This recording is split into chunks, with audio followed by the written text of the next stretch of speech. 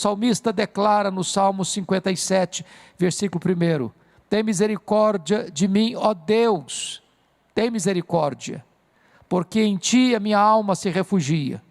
Me colocarei debaixo das tuas asas, até que passem essas calamidades.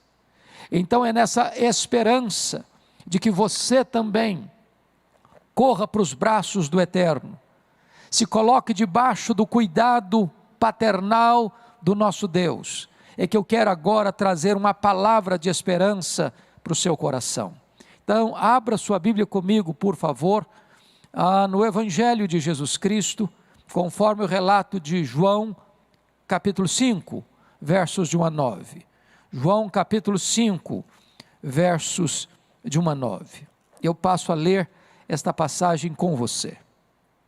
Está escrito assim: passadas essas coisas, havia uma festa dos judeus, e Jesus subiu para Jerusalém. Ora, existe ali junto à porta das ovelhas um tanque, chamado em hebraico Betesda, o qual tem 5 pavilhões.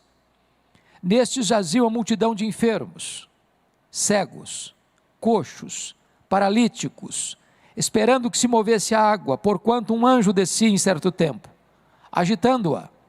E o primeiro que entrava no tanque, uma vez agitada a água, sarava de qualquer doença que tivesse.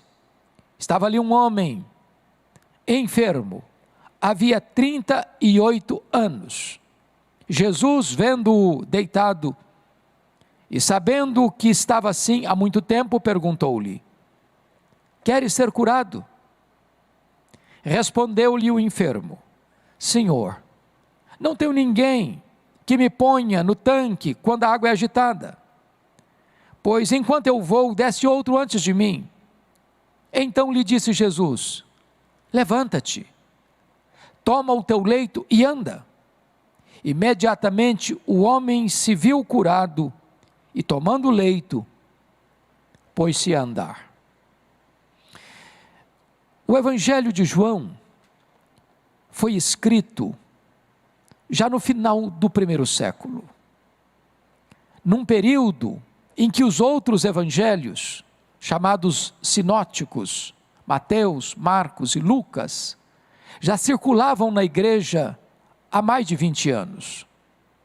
Este evangelho foi escrito quando os demais apóstolos do Senhor Jesus Cristo, exceto João, o escritor, já estavam mortos, e todos mortos pelo viés do martírio.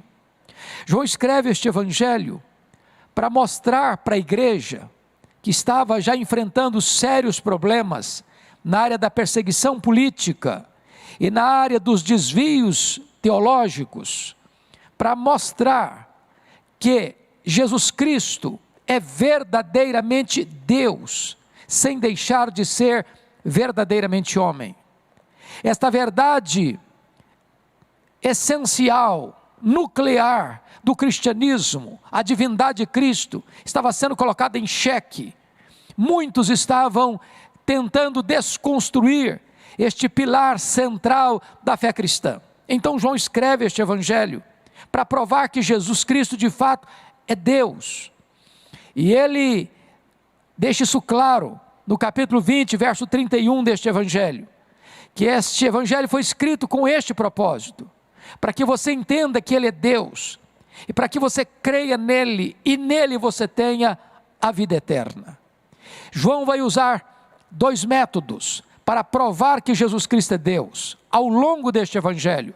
Primeiro, ele vai mostrar que Jesus Cristo tem os mesmos atributos de Deus, e que Jesus Cristo realiza as mesmas obras de Deus. O que João vai fazer? Vai provar que Jesus Cristo é Deus, ao repetir 7 vezes a expressão que Jesus usara em João 8,58, antes que Abraão existisse, eu sou. Eu sou é o grande nome de Deus, revelado a Moisés no Sinai. Então ele vai mostrar que Jesus é Deus, porque ele arroga para si e se autodeclara como o grande eu sou. Então ele diz: eu sou o pão da vida. Ele diz: eu sou a luz do mundo. Ele diz: eu sou a porta. Eu sou o bom pastor, eu sou a ressurreição e a vida, eu sou o caminho e a verdade e a vida, e ninguém vem ao Pai senão por mim. Eu sou a videira verdadeira. Se Jesus Cristo tem os mesmos atributos de Deus, logo Ele é Deus, é a tese de João. Mas João também vai usar neste evangelho um outro argumento para provar que Ele é Deus, é que Ele realiza as mesmas obras de Deus, Então João vai selecionar dos muitos milagres que Jesus realizou, e ele chega a dizer isso no final do seu evangelho, que se todos fossem registrados numa linguagem hiperbólica, no mundo inteiro não caberiam os livros. Ele vai selecionar 7 milagres, para provar que se Ele faz as obras de Deus, Ele é Deus. Então Jesus, neste evangelho, é registrado que Ele transforma a água em vinho. Segundo, Ele cura o filho do oficial. Terceiro, Ele multiplica pães e peixes. Quarto, Ele anda sobre o mar. Quinto, Ele cura o paralítico de Betesda. Sexto, Ele cura o cego de nascença. Sétimo, Ele ressuscita Lázaro. Se Ele faz as obras de Deus, logo Ele é Deus. Dentre esses milagres que Jesus operou, eu quero selecionar um deles, esse que está registrado em João capítulo 5, e gostaria de expor de forma breve para você esta passagem. Então está escrito que passadas estas coisas, havia uma festa dos judeus, e Jesus subiu para Jerusalém. Jesus era um judeu, cumpridor da lei. E haviam festas em Jerusalém, e estas festas faziam parte do calendário religioso. E estas festas eram frequentadas pelo povo. E Jesus Cristo fez então o que a lei estabelecia, Ele participa dessas festas. E Ele vai para Jerusalém. A cidade está povoada, a cidade está agitada, a cidade está congestionada de muitas caravanas, que brotam das vilas, das aldeias, das cidades, da Galileia, da Pérea, da Judeia, e então Jesus também sobe, engrossando as fileiras dessas caravanas. Mas é curioso, que se Jesus se alegra com os que se alegram, e Ele faz isso, prioritariamente Jesus é aquele que se identifica com aquele que sofre, chorando com os que choram. E Jesus deixa a agitação da festa de Jerusalém, e diz o texto no verso 5, que Ele vai para o que nós chamamos de casa da misericórdia, para o tanque de Betesda. Essa palavra tanque de Betesda, Betesda, traz a ideia de casa de misericórdia. Não era propriamente um hospital, porque ali havia muitos enfermos, mas há um destaque para a característica de enfermos que ali estavam. E o versículo 3 diz que havia uma multidão de enfermos, cegos, coxos e paralíticos. Eram doentes para os quais não havia esperança de cura. Eram doentes que a ciência não tinha resposta para eles. Eram doentes que não tinham qualquer esperança de serem curados e retornarem para casa. Eram doentes que estavam numa quarentena permanente, sem prazo de retornarem à vida. Eram pessoas com a esperança morta. Eram pessoas com o coração esmagado pela dor e pela desesperança. E diz a Escritura que Jesus Cristo vai para este lugar. Ele penetra naqueles 5 andares, naqueles 5 pavimentos, onde estava lançada ali a sorte daqueles infelizes, que não tinham qualquer perspectiva, qualquer esperança de dias melhores. E diz o texto, que eles estavam ali, conforme o verso 4, porque havia um fato, um fenômeno, que ocorria ali. E o texto diz que, num determinado tempo, um anjo descia, agitando a água do tanque, e o primeiro que entrava no tanque, quando a água era agitada, era curado de qualquer doença que tivesse. As pessoas sempre se ajuntam ao redor de algo que lhes dê esperança. As pessoas sempre se aglomeram na esperança de uma cura, de uma resposta, de uma solução para as suas dores, para as suas angústias, para os seus problemas, insolúveis na perspectiva humana. Então essa massa humana de gente sofrida, de gente sucateada, de gente ferida, de gente arruinada na alma, nas emoções, no corpo, estão ali aglutinadas nesses 5 andares, nesses 5 pavilhões, nessa casa de misericórdia, aguardando um milagre. Agora note comigo o versículo 5. Estava ali um homem enfermo, havia 38 anos. Este homem não tem nome, este homem não tem endereço, este homem não tem parentela, este homem é a maquete do desespero, este homem é o retrato da desesperança, este homem é a síntese da dor. Imagine o que é um ser humano, 38 anos, numa maca, talvez mal cheirosa. Imagine o que é um ser humano há 38 anos, padecendo de isolamento social. Imagine o que é um ser humano há 38 anos, jogado no meio de outra multidão, de uma multidão que está sofrendo males tão terríveis, tão avassaladores quanto o seu.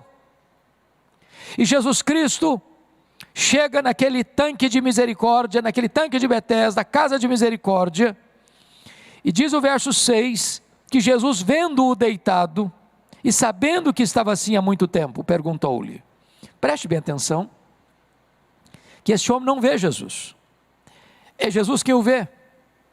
Este homem não aborda Jesus, é Jesus quem o aborda. Este homem não pede nada a Jesus, é Jesus quem interfere na sua história, para mudar a sua história. Talvez esse homem não tivesse mais qualquer esperança, talvez esse homem já tinha jogado a toalha, talvez esse homem já tinha desistido de esperar qualquer sinal de favor endereçado a ele. Talvez esse homem estivesse já capitulado à sua dor, à sua solidão, à sua paralisia, à sua desesperança. E é nesse momento que Jesus o vê. É nesse momento que Jesus não só o vê, mas sabe cada detalhe da sua vida. Se você permanece na leitura desse texto, no verso 14 do mesmo capítulo, Jesus diz para ele que o problema da sua enfermidade tinha a ver com o seu passado de pecado, de miséria, de desobediência, de transgressão. Jesus sabia a carga pesada de culpa que estava sobre este homem, e então Jesus o vê, e então Jesus sabe tudo a seu respeito. Eu quero dizer a você nesta noite, que Jesus vê você, Ele vê a sua dor, Ele vê a sua angústia, Ele vê a sua aflição, Ele vê hoje as tensões dos empresários, que estão sofrendo amargamente prejuízos astronômicos. Ele vê aqueles que estão, na verdade, pensando em que não terão condições mais de reabrir as suas empresas, de abrir as suas portas. Ele está vendo aquele comerciante que acha que não tem mais saída para ele. Ele está vendo aquele empregado tão consolidado na sua empresa, que está sendo mandado embora porque não tem mais espaço para ele. Ele está vendo aquele que está enfermo, aquele que está talvez internado, talvez em estado grave. Ele está olhando e vendo aqueles que estão enlutados diante deste momento tão amargo que assola a nação brasileira. O Senhor Jesus está olhando para você, o Senhor Jesus conhece você, Ele sabe tudo a seu respeito, Ele sabe a dor que vai na sua alma, Ele sabe a angústia que assola o seu coração.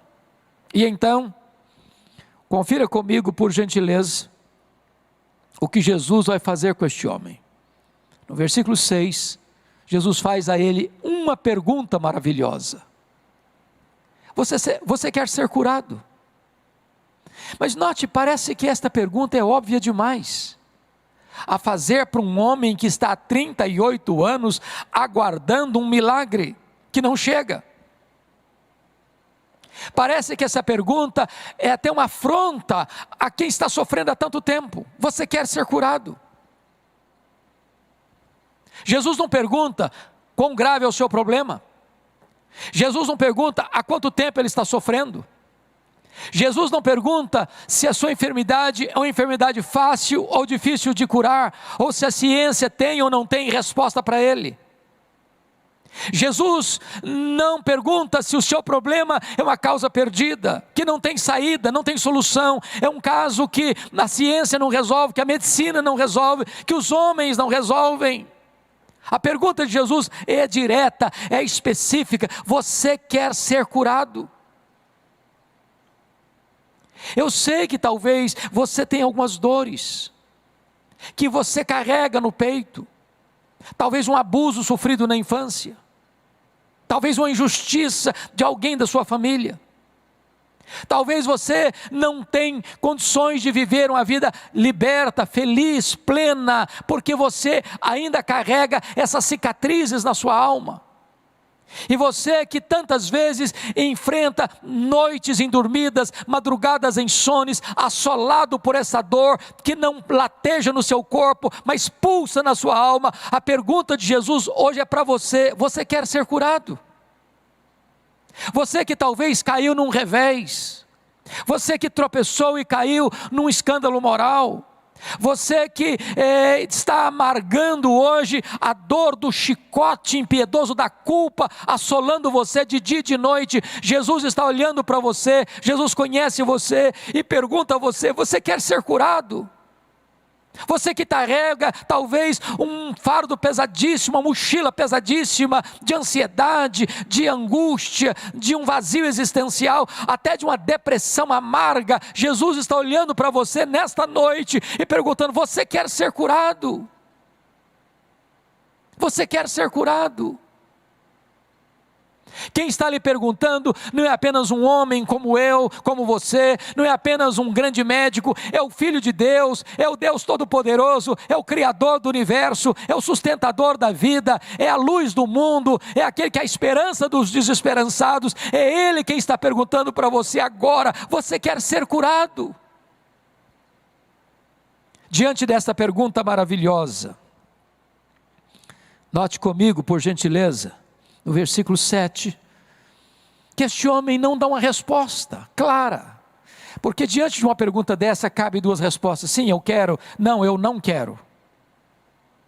Mas por que Jesus fez essa pergunta?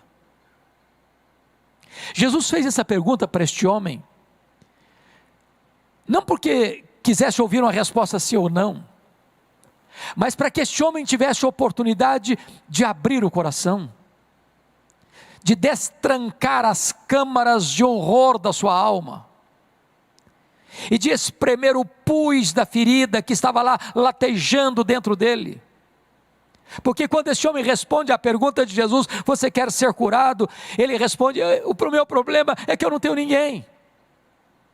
Com isso ele deixa vazar a realidade de que pior do que a paralisia era a dor do abandono, era se sentir um objeto descartável, era se sentir um monturo existencial, era se sentir um nada, um ninguém, que ninguém se importa, que ninguém olha para ele mais, que ele está ali jogado completamente no ostracismo de um local cheio de gente sofrendo, e cada dia que acontece uma cura, ele é colocado no último lugar da fila.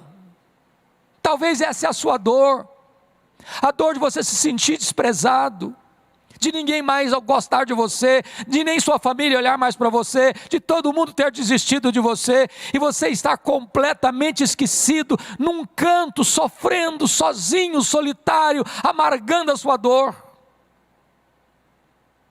Mas diante da pergunta maravilhosa, Jesus vai dar uma ordem maravilhosa. Veja comigo, no versículo de número 8. Então lhe disse Jesus: levanta-te, toma o teu leito e anda. Se a pergunta de Jesus parecia óbvia demais: você quer ser curado? Parece que agora a ordem de Jesus parece absurda demais. Porque na verdade tudo que um paralítico sempre quis é se levantar e andar. Agora ele podia responder: bom, mas eu sempre quis isso, mas eu não consigo. As minhas pernas não funcionam mais. Não obedece o comando do meu cérebro.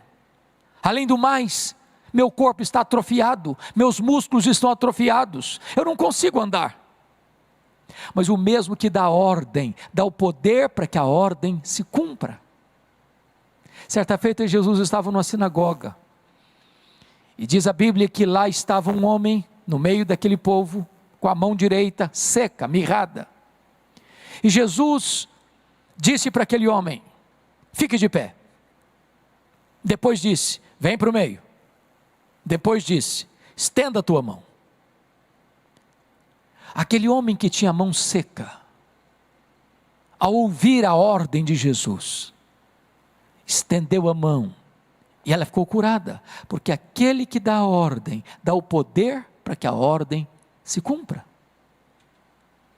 Jesus chegou na aldeia de Betânia, e seu amigo Lázaro estava sepultado há 4 dias, já em estado de decomposição. E o Senhor Jesus chegou na beira daquele buraco cavado na pedra, e gritou: Lázaro, vem para fora. E aquele que estava morto ouviu a sua voz e saiu. Eu quero dizer a você que agora, hoje, nesta noite, você também pode ser curado, você pode ser perdoado, você pode ser liberto, você pode ser restaurado, você pode ser levantado, você pode recomeçar a sua jornada na presença de Deus. Ele é o Deus que perdoa pecados, Ele é o Deus que apaga os seus deslizes morais, Ele é o Deus que repagina a sua alma, Ele é o Deus que limpa você com o seu próprio sangue e faz de você uma nova criatura. Então levanta-te, para de ficar prostrado, para de se sentir um monturo existencial, para de se sentir um fracasso. Se ninguém gosta de você, se ninguém ama você, se ninguém valoriza você, pois o Filho de Deus ama você, Ele veio ao mundo por você, Ele se fez carne por você, Ele foi para a cruz por amor a você, Ele morreu pelos seus pecados, Ele ressuscitou para que você tivesse vida, Ele se importa com você. Então levanta-te, levanta-te. Mas diante de uma ordem maravilhosa, agora vem um resultado maravilhoso. Olha o versículo 9. Imediatamente o homem se viu curado, e tomando o leito, pôs-se a andar. As curas operadas por Jesus não eram a crediário, nem em doses homeopáticas. Eram curas públicas, verificáveis, reais, sem qualquer disfarce. Não tinha nenhum jogo de cena, não tinha nenhum teatro para impressionar as pessoas.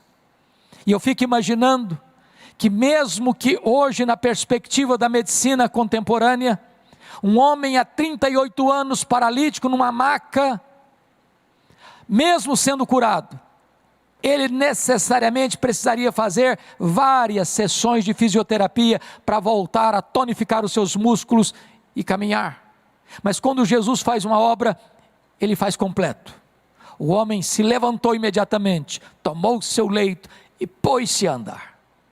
Eu quero dizer para você que nesta noite, Jesus pode fazer um milagre na sua vida, restaurar a sua sorte, mudar a sua história. Ele pode curar você, Ele pode perdoar você, Ele pode libertar você, Ele pode fazer tudo novo na sua vida, e você largar os andrajos, os trapos para o passado, lá no passado, e recomeçar e retomar uma nova vida na presença de Deus e para a glória de Deus. Que Deus abençoe você.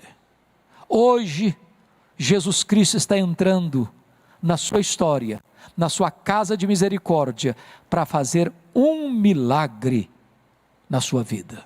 Que Deus abençoe o seu coração, que Deus abençoe a sua vida, e que hoje mesmo você tenha este encontro maravilhoso com Jesus, e experimente este poderoso milagre de Jesus na sua vida, no seu coração, na sua família, na sua história. Deus abençoe sua vida.